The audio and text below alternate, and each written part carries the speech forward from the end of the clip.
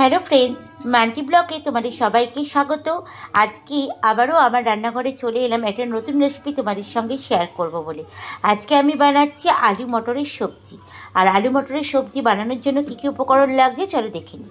এখানে আমি 250 গ্রাম মতো মটর আগে থেকে ভিজিয়ে রেখেছিলাম। আর এখানে সবজি নিয়ে নিয়েছি, দেখো, দুটো বড় সাইজের আলু, টমেটো, স্বাদ মতো কাঁচা লঙ্কা, আদা আর ধনেপাতা, কারণ এটা আজকে আমি নিরামিষ করব তার জন্য। তা প্রথমে আমি মটরগুলোকে ভালো করে ধুয়ে প্রেসারে সিদ্ধ করে নেব। তো আমি মটরটা প্রেসারের মধ্যে নিয়ে নিয়েছি। এবার আমি এর মধ্যেই একটা ছোট এলাচ আর দারচিনি দিয়ে দেব। তো এখানে আমি একটা এলাচ থেতো করে নিয়েছি আর দারচিনি এর মধ্যে দিয়ে দিব। এবার আমি জল দিয়ে ভালো করে মটরটাকে 4-5টা সিটি দিয়ে সেদ্ধ করব। তো মটরটা তো এখানে প্রেসার কুকারে বসিয়ে দিয়েছি। আর মটরটা সিদ্ধ হতে হতে আমি এখানে মিক্সিতে মশলাটা বেটে নিই। তো এখানে আমি মশলাটা মিক্সির মধ্যে নিয়ে নিয়েছি। এবার মশলাটা বেটে নেব। তো মিক্সিতে আমার মশলাটা বাটা হয়ে গেছে। এবার একটা পাত্রের মধ্যে মশলাটা আমি ঢেলে নেব। তো এবার আমি কড়াই বসিয়ে দিলাম। আর কড়াইয়ের মধ্যে আমি এখানে সর্ষের তেল ইউজ করব। তো আমি তেলটা দিয়ে দিলাম কড়াইয়ের মধ্যে, দেখো। এবার তেলের মধ্যে আমি গোটা জিরে আর তেজপাতা ফোড়ন দিলাম।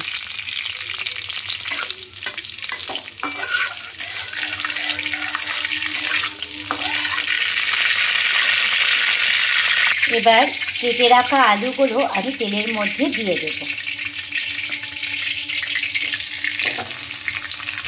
এবার আলুগুলোকে লাল লাল করে ভালো করে ভেজে নেব।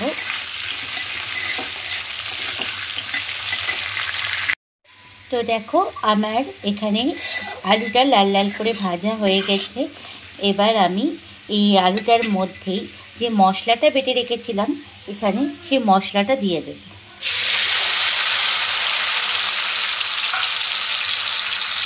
এবার ভালো করে আলুর সঙ্গে ভালো করে সব কিছু মিশিয়ে নেব। তো দেখো, আমার মশলাটা ভালো করে কষানো হয়ে গেছে, তেল ছাড়তে শুরু করেছে। এবার আমি এর মধ্যে হলুদ দেব আর লবণ দেব স্বাদ মতো। তো আমি এখানে হলুদ দিলাম আর লবণটা দিলাম স্বাদ মতো। এবার সব শুদ্ধ আবার ভালো করে একসাথে মিশিয়ে নেব। এবার আমি এর মধ্যে 1 চামচ জিরে গুঁড়ো দেব।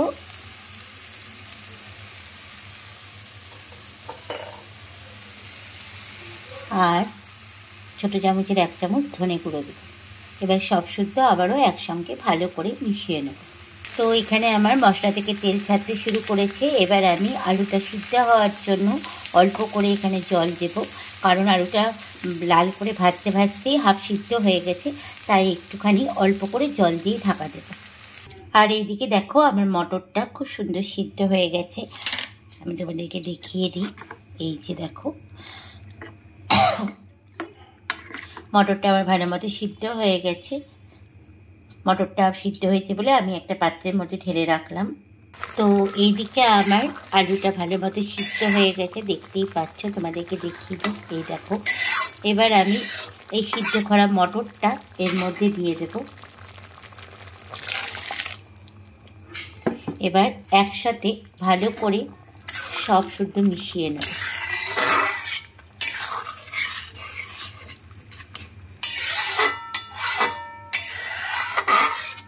এবার একটুখানি ফুটতে দেব। তো দেখো, আমার আলু আর মটরের সবজি ভালো মতো ফুটছে। এবার আমি ওপর থেকে ধনেপাতাটা দিয়ে দেব। এবার আবারও ভালো করে আমি একসাথে সব শুদ্ধ মিশিয়ে নেব।